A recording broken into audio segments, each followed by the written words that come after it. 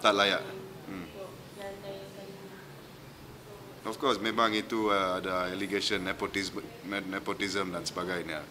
You see, yang berkenaan kelayakan, I can only say this lah. Saya boleh, apa yang saya ingin tekankan is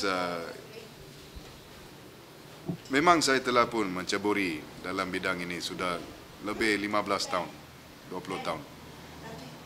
Ini satu perkara yang memang hakikatnya. And saya faham bagaimana cara pengendalian di parlimen, because I used to do it first hand.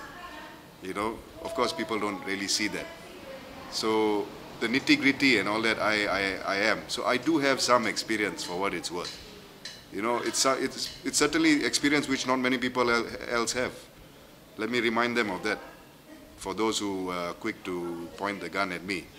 You know, so there are, you know, it's a bit unfair. Saya ingat tak adil lah untuk, you know, to accuse me of, you know, just simply tak berkelayakan. I do have some qualifications, certainly. Why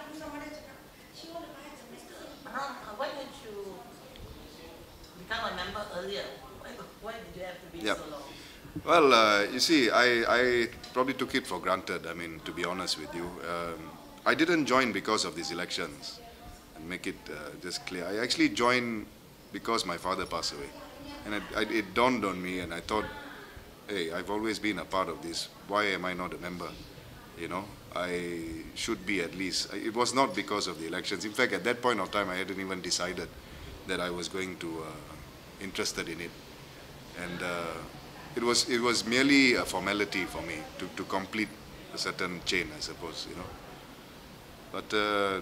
I've been a de facto member all this while. I mean, if that makes any sense, you know. I hope people can understand that. So brothers went in much earlier, so I Yep.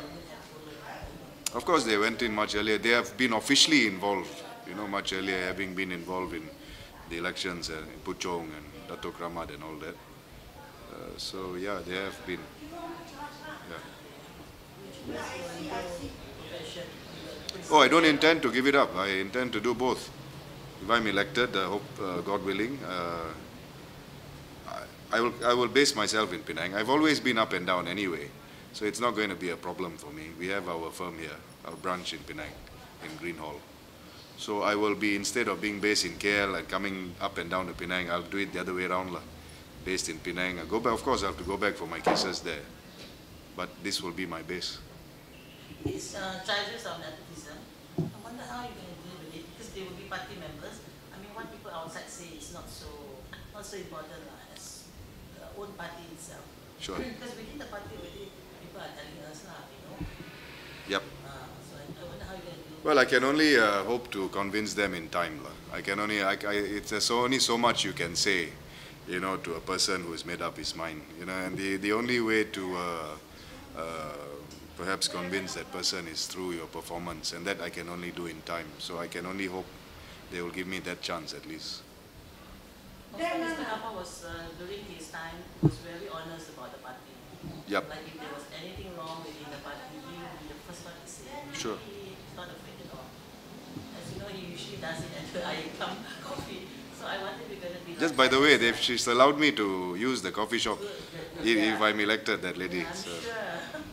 Sorry, that was, what was it? So you're going to also follow that, especially, you know, to be very honest about the party, because as usual, sometimes it's good to criticize your own party. I think it's not only about the party. I think it's just generally you have to be honest about things which, you know, I certainly would adhere to that principle, and yes, I don't see if it's like I said, you know, if there's one thing I've learned from him during his memorials, I've said this: if you do right, you can't go wrong, and of course you will ruffle a lot of feathers along the way.